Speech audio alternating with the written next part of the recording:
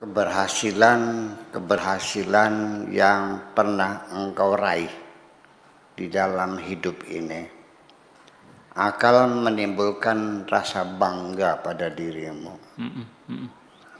Jabatan-jabatan yang pernah engkau duduki, apakah sebagai gubernur, sebagai bupati, sebagai kapolda, kapolres, polri, hakim, jaksa, apalagi kuwu, semua jabatan-jabatan tidak bisa dipungkiri itu meninggalkan kesan bangga pada dirimu.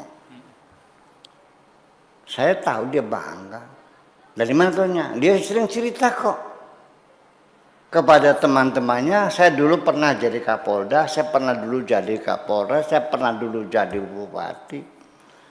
Jadi keberhasilan itu menimbulkan rasa bangga sebagai satu prestasi. Dan ini yang sangat rawan sekali. Allah tidak suka ada seorang hamba datang dengan rasa bangga. Yang ditunggu oleh Tuhan adalah kedatangan seorang hamba dengan rendah hati, dengan tawadu, dengan menundukkan muka. Daripada engkau datang menghadap Allah dengan membawa daftar pahala, insya Allah diusir kamu.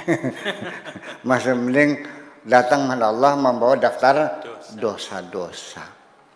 Sebab ketika engkau berhasil berbuat kebaikan yang menimbulkan kesombongan pada dirimu, bila dibandingkan dengan engkau melakukan kemaksiatan yang di penghujungnya mendorong kamu kepada pertobatan, mana yang lebih baik?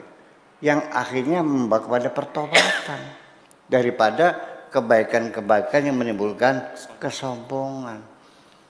Jadi beginilah, dosanya iblis diusir dari sorga itu apa sih? Nggak ada kesalahan yang berarti. Dia mencuri tidak, membunuh orang juga tidak. Kok bisa diusir?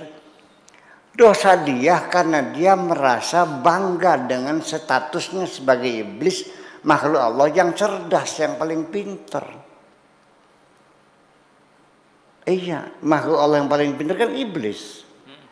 Di atas malaikat, di atas manusia. Makanya ketika dia menolak bersujud, setelah diklarifikasi, dia mengatakan ana khairum minhu, aku lebih baik dari Adam. Sejak itu dia langsung diusir, dipersana non gratakan dari kerajaan sorga. Maka ini peringatan keras dari Tuhan, hancurkanlah apapun yang telah dibangun oleh tanganmu sebelum aku hancurkan oleh tanganku ini. Artinya datanglah sini menghadap dengan kerendahan hatimu. Jangan membawa kebanggaan akan keberhasilan hidupmu ini.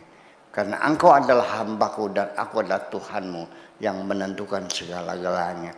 Jangan sekali-kali engkau menghadapku dengan membawa kesombongan. Karena kesombongan adalah tidak layak apabila di dalam hatimu ada kesombongan. Dijamin engkau tidak akan dapat masuk surga ketika di hatimu membawa kesombongan. Itulah maksudnya. Makasih. Baik, demikian tadi untuk Mas Tomo Wijaya di Palembang, penjelasannya yang disampaikan oleh Buya tentang bagaimana hancurkan dulu kita sebelum Tuhan mau menghancurkan apa yang ada di tangan kita itu. Artinya kesombongan itu. Iyalah. Pak Tato tadi mau dilanjutkan dengan analogi yang sempat tadi tertunda, Pak Tato. Silakan Pak Tato. Mohon izin lagi dulu Bu ya, ini tentang kesombongan, kehancuran tadi saya sedikit punya analogi berkaitan dengan keberhasilan seorang tidak selalu disukai oleh orang lain. Sebut saja ada seekor elang Kang Apar. Tidak ada yang berani melawan elang itu burung itu, hanya seekor burung gagak lah yang berani mematuk elang.